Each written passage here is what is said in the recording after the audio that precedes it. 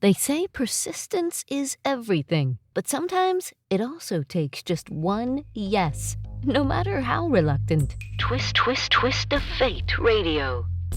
Our story begins in the 1930s, in the thick of the Great Depression. Comic books were a new, untested medium. Cheaply printed, folded, and stapled together like oversized magazines, they were mostly seen as a novelty, something to pass the time, mostly aimed at kids. The pay? Meager. The prestige? Non-existent. But for two teenagers in Cleveland, it was a dream worth chasing. One was a shy, bespectacled artist named Joe Shuster, who grew up in a working-class family and drew constantly, sometimes even on brown paper bags when art supplies ran out. The other was Jerry Siegel, a self-proclaimed science fiction nerd and aspiring writer who loved radio dramas, Buck Rogers, and imagining other worlds.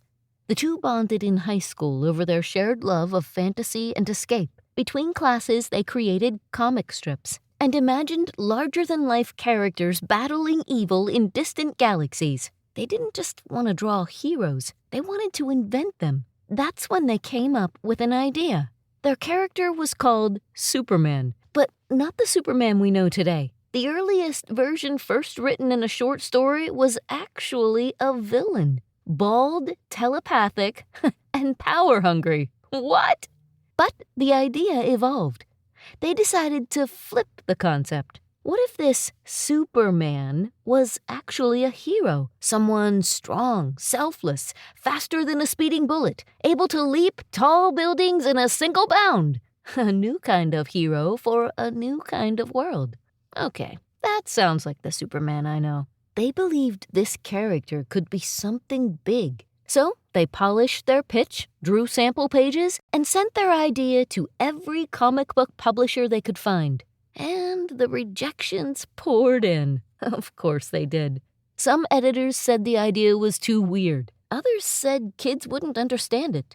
A few never even replied. Publisher after publisher turned them down. And still, Jerry and Joe kept trying. They believed in Superman, even when no one else did.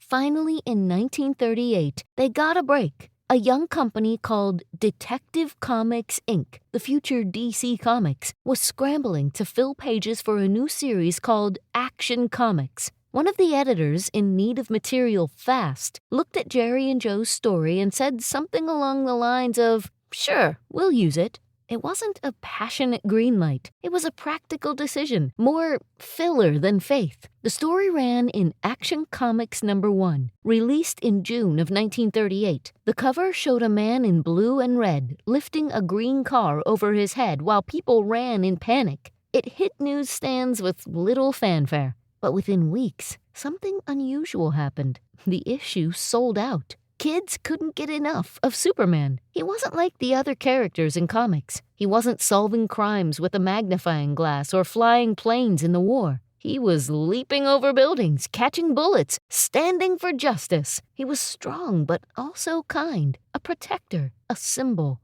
Superman became an overnight sensation. A second issue followed, then a third. Soon he was starring in his own series, appearing on the radio and plastered on lunchboxes, cereal boxes, and t-shirts. The comic book industry exploded, thanks largely to a character that almost never made it to print. But here's the twist. When Jerry and Joe sold Superman to DC, they did so for a flat fee of, wait for it, $130.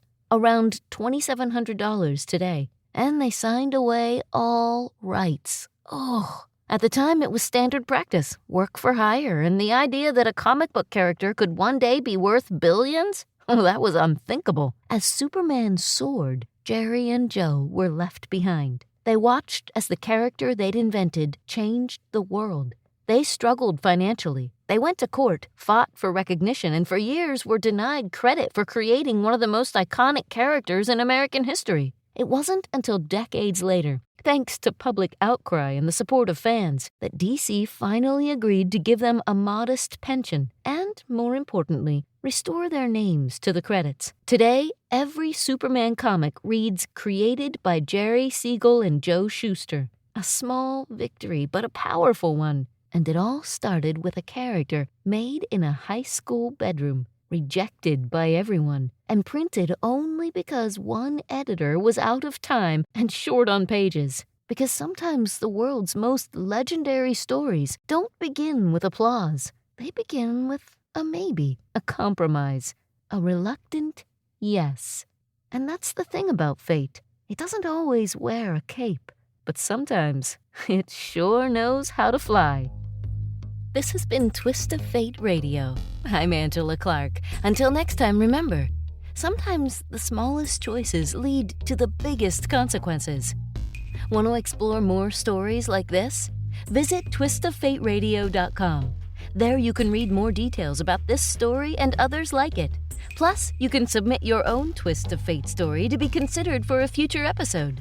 You never know what twist of fate is coming next.